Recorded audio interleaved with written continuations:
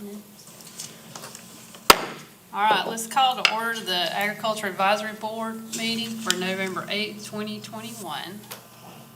The first thing on our agenda is the approval of last month's minutes. I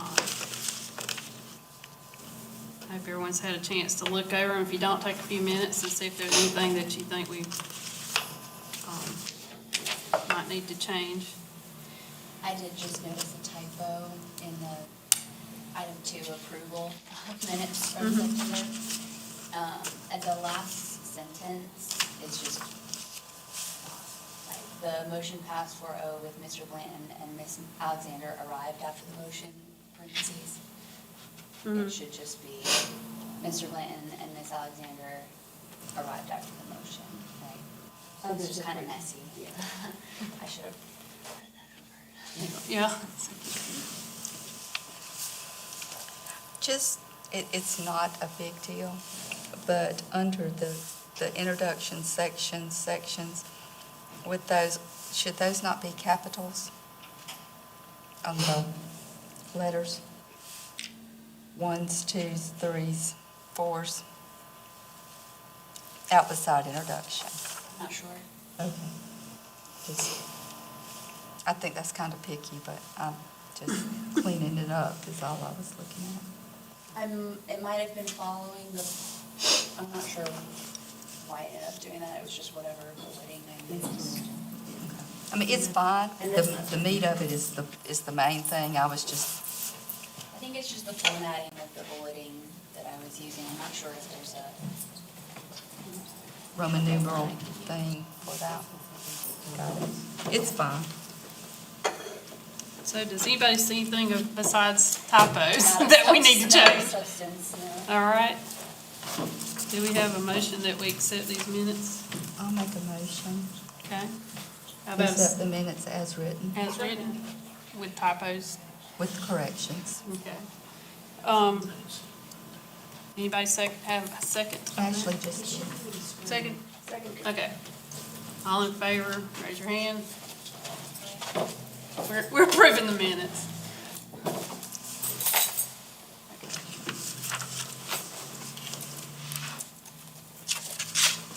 All right, with that, we have, next is our public comment session. If anybody has any public comments, now's the time to speak your piece.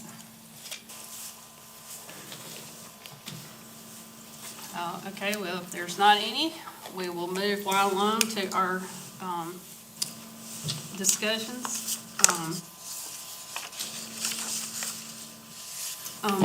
Second. Had something in my eye. Got my page.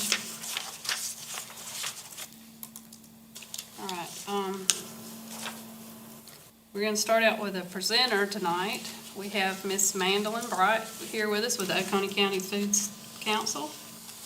We've met her before, we've talked to her before, but Miss Mandolin, we're glad to have you here again, and you're going to tell us what progress you've made and what we can look at it in the future. That's right. Awesome. So it's great that I recognize everyone here because I feel so fortunate that I've been able to work with so many great people in the county over the last 2 years. I'm going to do what I advise people not to do and actually use a script because there's a lot I could get up here and ramble about, but I want to make sure all the information is relevant. So for those who don't know me as well yet, my name is Mandolin Bright, and I've been the lead organizer for the Oconee Food Summit events in our county for the last 2 years. These grassroots organized events have brought together diverse groups of county residents and stakeholders to learn about all things related to food in Oconee County and to explore solutions for our food-related issues. And we've been grateful to have the county's Ag Board not only represented at our events, but also involved in their planning and implementation. So today I'm here primarily in a new role as the operations director for the recently established Oconee Food Council, an independent council intended to bring in county stakeholders from various sectors of the food system. So the next slide. Thank you. So this diagram breaks it down a bit further, but the main sectors of the food system are just generally identified as agriculture, processing, distribution, consumption, and waste. So having representatives from the different areas of the food system together on a council means that we can better understand how the system is working and make improvements to strengthen our food system at the local level. And this is important because corporate consolidation of these food system sectors, both nationally and globally, over the last century has severely impacted community food systems, which once had the infrastructure to provide food for themselves. So as our national system has developed to prioritize large-scale industrialized agricultural products that are used in highly processed, readily available foods, we've seen the decline of small family farms and consistent problems of diet-related health issues and even hunger, despite producing enough food nationally to meet our own needs. So there are many issues with our national food system, and food policy councils have emerged as one of the primary ways that communities across the U.S. are organizing to generate localized solutions to their food system problems. And really, the best solution is just to revitalize and strengthen the local food system, because that's the only way a community can meet its own food needs in a resilient and sustainable way. So I appreciate the opportunity to come in and share information about the Food Council today. I know Gwen McPhail gave an introductory presentation to you all at your meeting back in May, and we were very thankful to receive the support of the Ag Board at that time. A few things have changed since that meeting, which is why we haven't formally approached the County Council yet to follow through on the request for funds that was discussed at that meeting. But I'm looking forward to sharing an update and bringing you all up to speed, and hope that we continue to have the Ag Board not only as one of our big supporters, but increasingly as a partner to protect our food-growing resources and strengthen our local food system. So I know, I think everyone here has had a chance to attend our Food Summit events, but I'm still going to give a quick rundown of how we reached this point for anybody else that might just be tuning in. And then I'll share some information about the Founding Food Council we've established and our plans for this upcoming year. So I think next slide. So in the backup materials that were submitted, we had a summary of the events that the Oconee Food Summit organizers have held in the last 2 years. And all of this began 2 years ago with the inaugural 2020 Food Summit that we had, and that was in February last year. So we had a great planning committee for that event that 2 of the current Ag Board members were actually on as well. This event did get us off to a really strong start for the local food system work. We had approximately 120 people in attendance, and really wonderful representation, not only of those who work directly in the food system, but also from locally elected officials and the school district and various community organizations as well. Sorry, next slide. So that's just a photo from the event and a picture of the agendas that we had made with kind of a breakdown of the day. So on the next slide, yes, this is just a graphic showing the 3 priorities that the attendees had voted on at the conclusion of that event. Forming a farmers market task force to work on strengthening our markets and working on coordination among the markets, establishing a food policy council, and also establishing a sustainable land use initiative were those 3 items. So the plan was to create a committee for each of those and start organizing people in the community to begin work on those right away. We did make some progress, but 2020 had other plans for us, like everybody else, and ultimately we did not make much headway on those items for the remainder of the year. Next slide, please. So at the beginning of this year, there was a grant opportunity that became available for communities across the state that were looking to develop food policy councils. And this was really what helped get the gears turning again in Oconee for our local food system work. I know the Ag Board was also aware of this grant and advocating that the county pursue it, so it was great that we had support for this initiative coming in from multiple angles. The grant opportunity was really the spark that we needed to start organizing again, so some of the Food Summit organizers really quickly put together a virtual event because it wasn't safe at that time to hold an in-person event. We called this event a regroup assembly and not actually a food summit because it was just a shorter half-day event, and it was mostly just an opportunity for folks to come together and reorganize around the work that we'd already planned to do. So going into this event, we were informed that the Oconee Food Summit organizing team had been awarded the University of South Carolina SNAP Ed grant, which would cover the cost of compensating someone in a staff role for the work involved in developing a food council. I was the person intended to serve in that role if we received the grant, so obviously I was quite happy when that worked out. The initial grant period was 6 months, starting in April and ending in September, but it has been renewed for a full fiscal year. And during the initial grant period, we had a committee that formed after the regroup assembly that started the work on developing the food council. This was the committee that Gwen McPhail came in and was representing back in May, and the next slide has the lineup of the other people that served on that committee. So this committee met until August and put together a mission statement, and we ended up with a proposal for a food council structure. But we'll look at that in just a second. But early on, this group had considered the advantages of dropping the term policy from the food council policy or food policy council designation. And this was following some discussion on the subject at that virtual event we had in March. Many cities and counties that are forming councils to work on food-related issues have decided to go with food council instead of food policy council, just because it really broadens the scope of the work.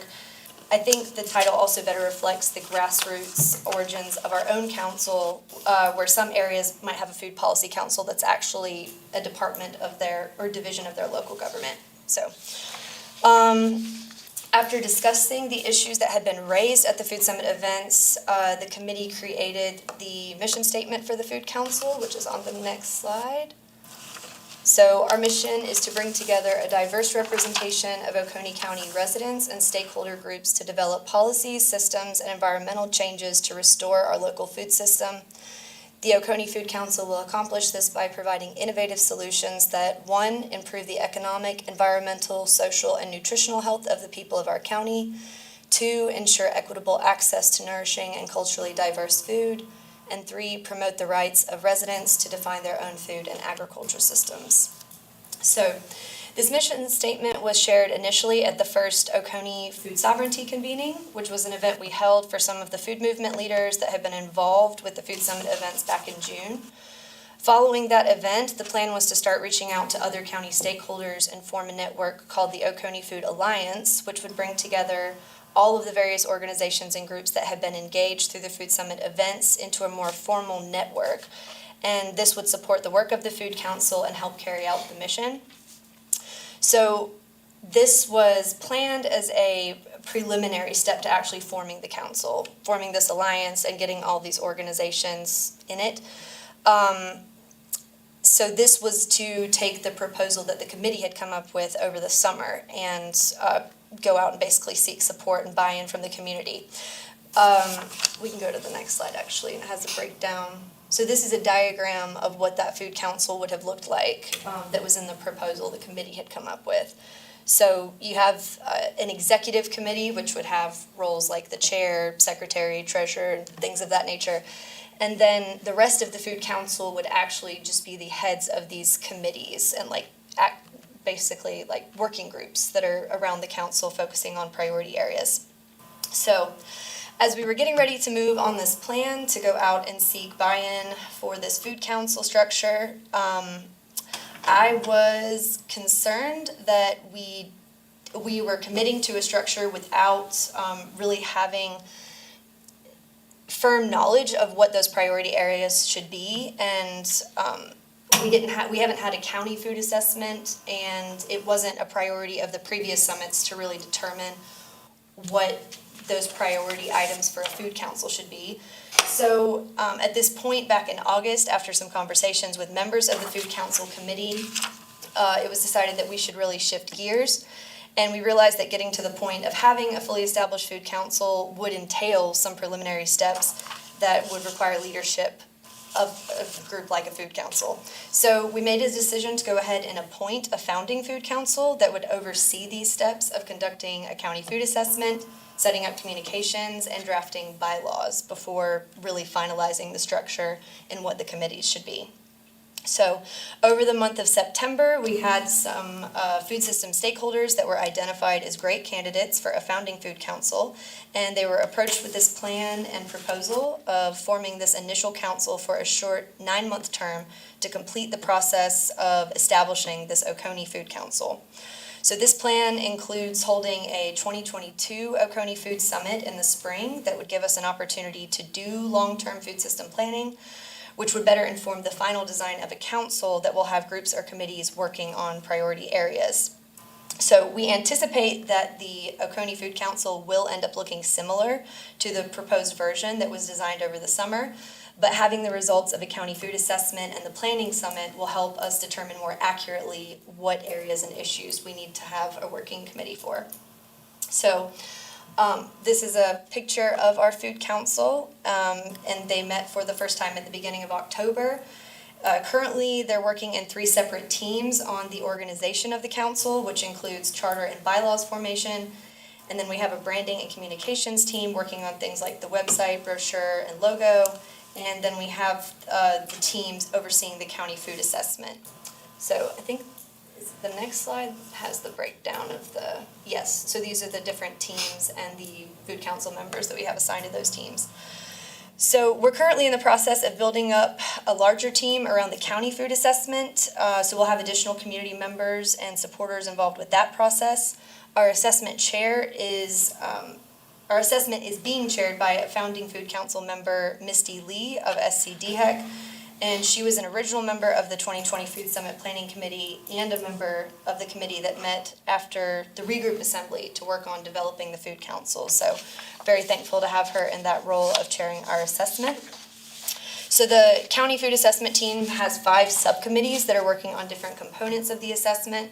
So those are the food system mapping, food insecurity, community health and food education, community food gatherings, and the final product, which is focusing on the formatting and dissemination of the assessment. So the community food gatherings are actually one of those items that we had originally come and sought support getting funding for. That was mentioned in the Ag Advisory Board meeting back in May. We didn't really have a plan for them that was well developed at that time, but we do have another member of the Food Council Committee that was meeting earlier this year who is now chairing that subcommittee. And we are planning to hold 7 of these community food gatherings in the county next year in February. So this is going to give community members an opportunity to come in and share their experiences in our food system and challenges, and just to give us the insight that we're really not going to get unless we go out and engage with the people. So we're really looking forward to that. So those would be in February. We'd finish the assessment in March, and then in April we would plan to hold the summit. So after this, our 3 food council teams would dissolve, and that whole group will come together to take the results and make the final decisions about the food council structure. And they'll also finalize the deciding on the process of how we'll appoint new members and things like that as well. So that term is scheduled to end in June 2022. So that would be 9 months from the beginning of October. And that is a wrap. I know that's a lot to take in, but we've been hard at work, and we are excited to connect with the Ag Advisory Board and other key stakeholders as we're in this process of learning about our county's food environment and planning strategically for strengthening our local food system. In the initial plan to create that Oconee Food Alliance and build the council from that, the Ag Board was really one of the first stakeholders that we planned to approach as a founding stakeholder. But even though we've shifted gears, we know that the support and involvement of the Ag Board will be a key asset in helping us get to the finish line. We have come a long way and believe there's an opportunity here to make lasting systemic change to restoring our local food system. This is going to require a lot of work, and many hands make light work, but they also require a lot of leadership. So we know that agriculture is where all of this starts, and it has to be part of the long-term solution to address issues of food access and food insecurity in our community. this means that we have to protect the rights of people to, in our county, to produce food by conserving the food growing resources that we have and advocating for development that does not inhibit our ability to produce our own food. So the Ag Board is the main entity we have in the county that's working towards that end. So we would like to have you not only as a supporter, but also as a partner in this critical work of ensuring that everyone in the county has access to high-quality food. That's great. Y'all been busy. Thank you. We have.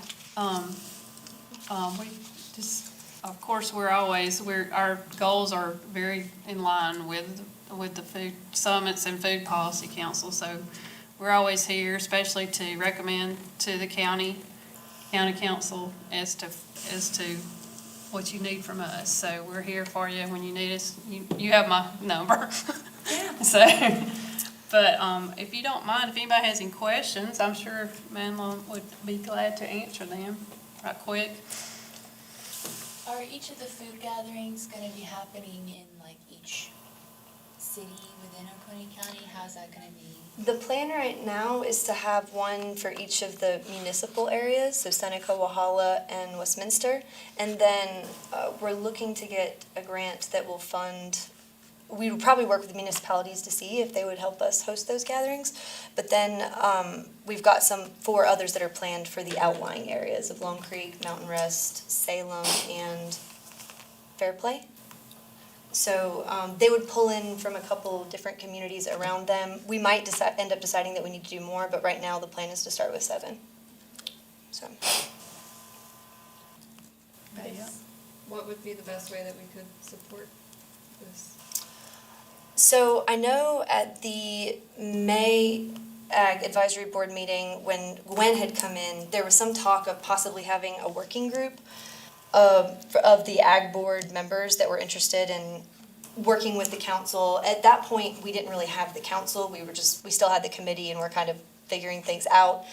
But now that we're in this process of conducting a county food assessment, which is really in the very, very early stages, we're going to also start planning for this long-term planning summit, the food summit in the spring 2022.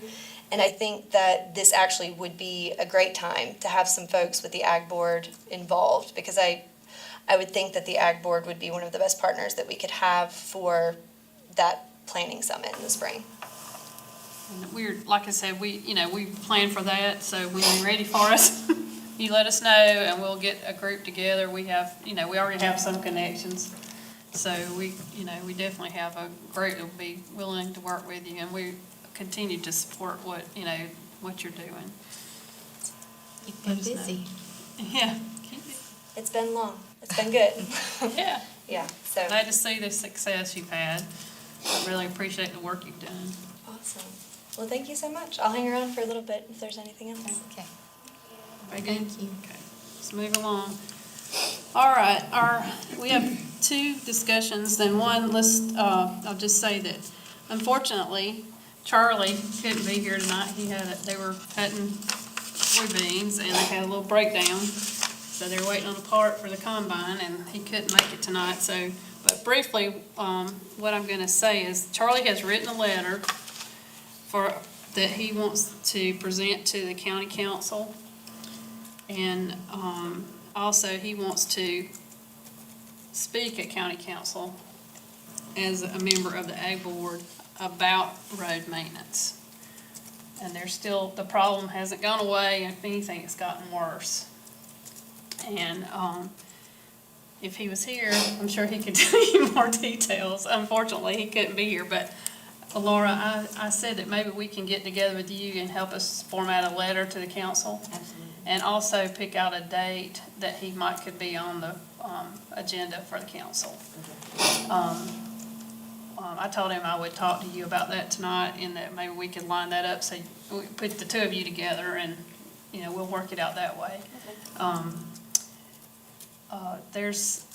don't know, the rest of you maybe, I don't have a combine in the to have to deal with, but there's a lot of fallen trees around the county.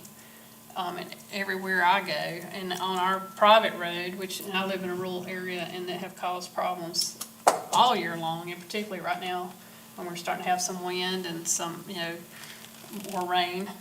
We've had rain, so I think that's been, as an addition to the problems that they've had already, so.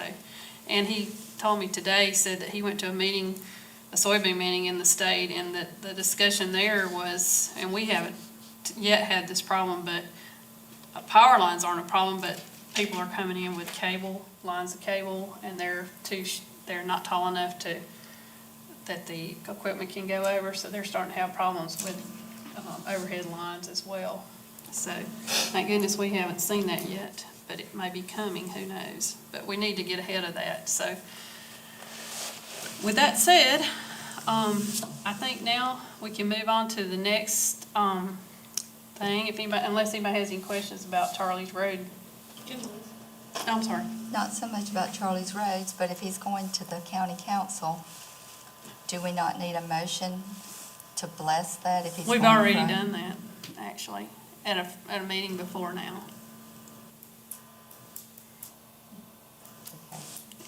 What, there was a delay that was, but we already did that in an earlier meeting. Is the letter something that we need to read over or anything before? I don't know about that. I mean, we can certainly distribute it between, for the members. I don't know that we'll have it before December. We talked about this earlier in the year. Unfortunately, there was, this year has been almost as bad as last year as far as attendance and being able to come to meetings for various reasons. And we talked about this. I'm not sure which month it was. I'm going to say June, maybe. And we did have a vote on that. And Rex was working with Charlie on that. Yeah, And we voted to go to council with it when we got the letter together and the information together. So that's already taken place. Anybody else? I'm sorry. Okay. Everybody ready to move on? Okay. So now we're going back to the development standards. And Mike Smith is here to answer any questions. And I don't know, do you want me just to kind of tell what's been going on, or do you want to? I'll let you speak. November 15th, just for the record, I'm Mike Smith. November 15th is our public hearing, so we continue to ask for your support in this, and we've had it previously. And I'm going to sit down and let Debbie map out how she wants to approach this. Okay. Okay, if you have any questions, I'll be here in the background. Okay. Okay, just to give you a little bit of history, the last time we talked, we had a discussion where we decided, had several things that we thought we would like to help the planning commission with to make the development standards more concise, maybe, and better understand, easier to understand. Because they have decided that they're going to, in addition to the original document they submitted to the county council, they're going to submit a document B. And this will be has a little more concise language. It has a few things that they've removed, a few things they've added.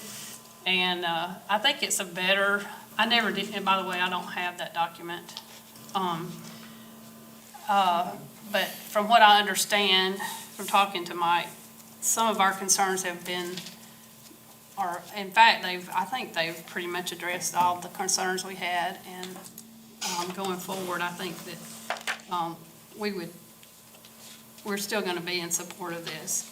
What I did was, for the last two meetings, I submitted emails with what we had talked about to make this better, and they discussed it, and they've worked on it diligently for the last month and have a new document B that, like I said, addresses some of the concerns we had. And one of the things that, Kim, you'll be interested in that I thought was really good is the one thing about the clause that if somebody, allow their neighbor not to to do the screening or buffering or whatever, instead of the zoning board, it's going to be a agreement between the two parties. It's recorded with the county, and it'll be in the county records, so that in the future, anyone who's new coming in, or buying a property will see that'll be part of what they find with, that goes with the property, and it'll have to be also submitted to the planning director before the development begins with other documents. So that will save the unknown part because it will be on the, On the county record, and he may have the exact wording I of do it. have the exact I wording. didn't, they were gonna email it to me, I didn't get it in time for the meeting, so if you wanna read that, I thought The that was attorney good. got involved in it, so. Yeah, we got. Let me read it to you, what we have.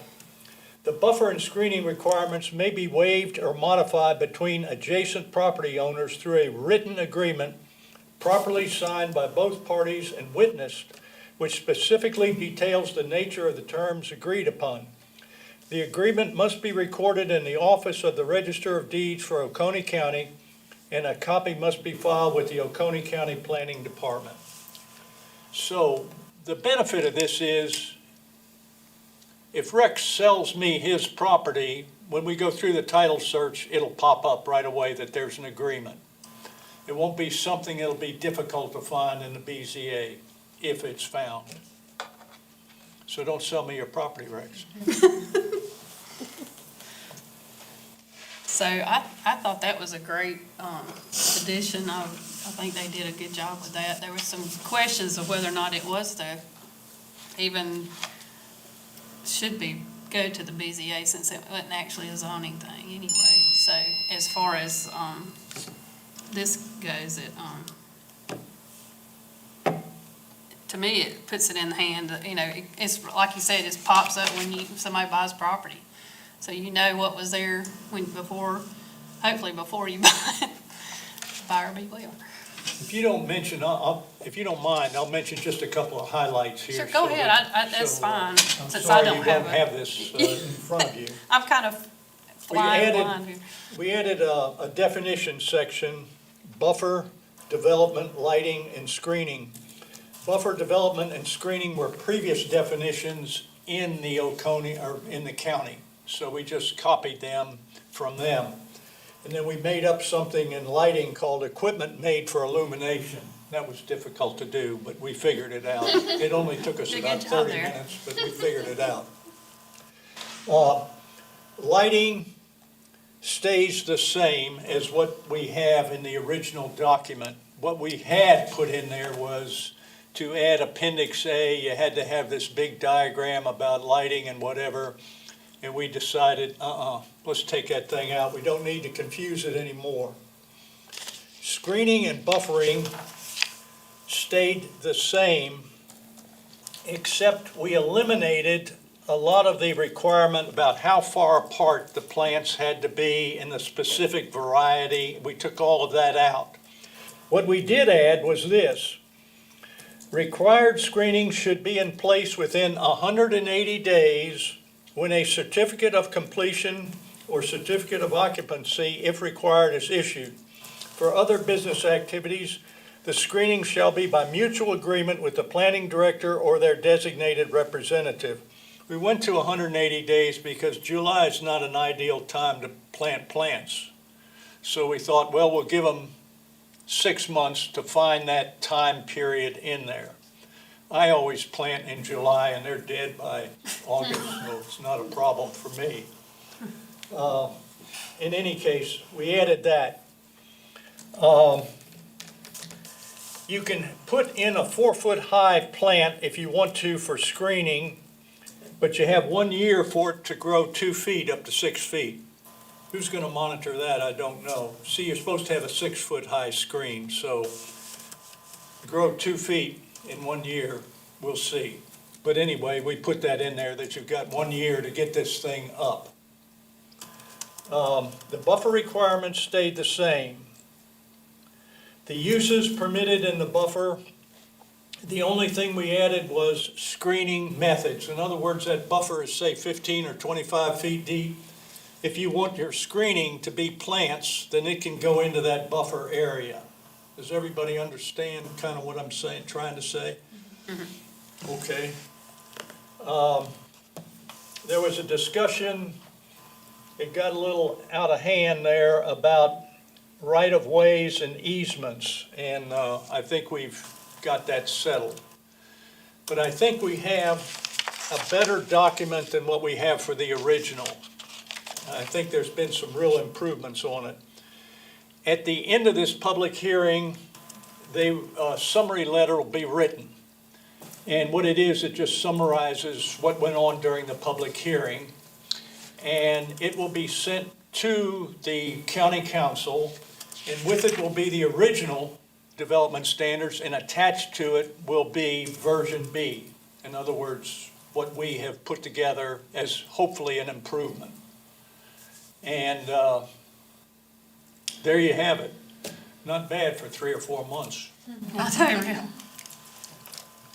So, Is there any questions? yeah, I was gonna say, if anybody has any questions for Mike, and then we'll talk about what our plans are for this from here on out. Does anybody have any questions for Mike? Sure. Now's your time. Okay. First of all, Monday night, November 15th, this coming Monday, is the public hearing, and this will be the real deal. This is no pre thing. Unfortunately, I won't be able to attend. So what we need to do is find somebody that is willing to attend and to represent the Ag Board with our, our support of this, ordinance. So is there anybody that thinks they can be there? And I can fill you in on some of the other stuff, and we can get with Mike if we need to find out what we need to make sure that we,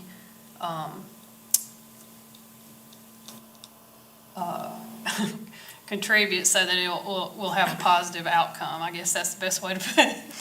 So is anybody free Monday night? Or it's 5 o'clock Monday? Anybody's free? Okay. So I guess then what we'll do, Mike, I'll, once again, we'll send a letter, or that, with our support.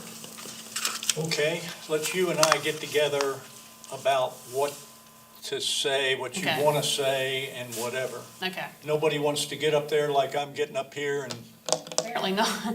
we're. I really wish, the only thing I can say is that it's possible that I could come late. But, There are 2 phases to it, the public phase, and then, once that's done, then we go into phase 2, which is the planning commission phase. okay, I don't know, the last time, the initial phase 1 was about 30 minutes. okay. I just don't know. I can't, but I'll get together with you. We'll get a letter, and it'll be similar to the first letter we have, and, the support of the particulars, that we have here, that, that we'll give our support to the ordinance. Okay. Like we did before. You and I'll work together and see if Okay. we can't get something together. Okay. Nobody wants to come out there then. I mean, we're a friendly group. I don't think it's that for any of us. I mean, you see we're missing members tonight. 5 o'clock on Mondays are Yeah. tough for I know all of they are. us. Yeah. We did pretty good. I'm We're only sorry. missing Charlie, and he was on his way till he had a breakdown, so. And if it's 5 o'clock, my next meeting is only 7 o'clock, so I could probably swing by Okay. 5 o'clock Monday. Why don't I Well, give let's you do- my secret cell phone number? Why don't the three of us Three get of us. it together, Mike, and then we can, Let me work through you, Debbie. okay, I can get, She's got my info. I got him. Okay, all right. It would really be helpful if a real live person gets up there and says, hey, I represent the Agriculture Advisory Group, whatever, and this is what we're, da-da-da-da-da. Okay, thanks, Rex, I appreciate that. Thank you, yeah. We'll be in Okay. touch, okay? Okay, all right, so we have that. Now, after that, the next part of the process is that we'll go to county council. And they'll have 3 readings, and they'll have a public hearing, is that correct? Yes. They'll have 3 readings of it, and usually it's very vanilla. They just read it, And there may be somebody that come up and say, but when they get into the public hearing, then they'll go through the whole process again. I do think that, because of the nature of it, I think if we had representatives at some of the readings, whether or not the second or third or even first readings of it would also be a good idea. Of course, we don't have any dates now, but you'll know it'll be on a Tuesday night. They meet at 6, right? They meet at 6, yes. And so at least one night we'll have Charlie there. And so we could have, we could plan for at least trying to make some of the readings and definitely the public hearing. But they'll all be, to be announced. I mean, You can work through your own county council representative. Right. You can pick up the phone and call them and say, hey, we think this is a good idea, et cetera, or we don't think it's a good idea, or whatever. but I think, and tell me if I'm wrong, we need to wait till it's approved after the public hearing, right? Yes. To do that, I would think so, so. Yeah, We need to have, people, and I know we can't commit now because we don't know exactly what dates they'll be doing these readings. Hopefully they'll start at the next, whatever, in December meetings. doing the readings. I'm pushing to get the summary letter together on December the 5th. We have a new planning director coming in on the 10th. So he's just gonna have to sharpen his pencil up and start writing. Okay, so you're on gonna the think 11th. probably in December and January is when these meetings will be, where we need to Well, have. December's kind of light, but January January. they'll start in again. Okay.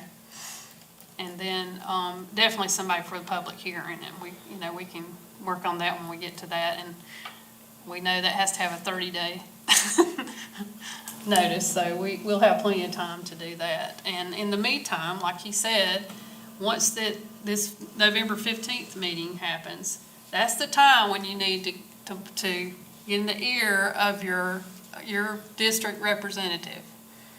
So each one of us was appointed by somebody, that's who you need to talk to. Except, of course, the at-large people, and we can talk to whoever we want to. Hopefully we get other people involved as well, so. Now, when we were going through version B at our last meeting, each section, all except one section, I asked for everybody to vote on it or not, to support it or not. So it passed. It wasn't 100%, but each section has already they've had their hand up and said, yeah, we're on board with it. But I said, this is only for the November 15 hearing, so they may come back, a couple of those people that didn't like it, but we shall see. I will say, just as kind of a side note, Pat Williams, as you know, is on the planning commission, and he's he is our agricultural representative he's an at-large member, and he represents the agricultural concerns, and he has been there, and he's been there to promote agriculture, and we really appreciate Pat's.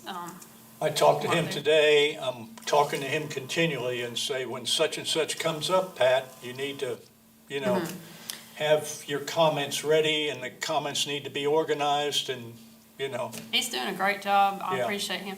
One thing that I don't mean to brush over anything, but one thing that we want to hold steady on is the buffer areas and the size of the buffer areas. And Rex will get together with that. I've done some research of other counties, surrounding counties. These buffer areas are so minimal compared to other counties. We're asking for a space. They ask for a lot more. They tell you what kind of trees and how many to put in that space, and it goes from some of them as much as 90 feet. So the 25 feet for 2 acres is very minimal, and there's no reason why it should be less in my book, so. understand there are 2 people that voted against I that. know. And So there's we- going to be that. But you made it very clear that you can't support this if we don't have the those buffers. buffers of 5, 15, and 25. Right, exactly So- right. And that meant a lot, I think, at the meeting last Monday night, that they were happy to go along, most everybody was happy to go along with how agriculture feels about it. So, all right, well, I think that we've covered everything, unless anybody has any questions for Mike or me, or what, about the whole thing? The standards? Anybody have any questions? Kim? All right, then I think we can call it a night. Does anybody want to make a motion to adjourn? Make a motion to adjourn? Second. All right. We need to vote. Everybody in favor for adjourning, raise your hand. Okay, we're adjourned. Thank you, everybody. Good job. Thanks for everybody being here. I know Charlie wanted to be here.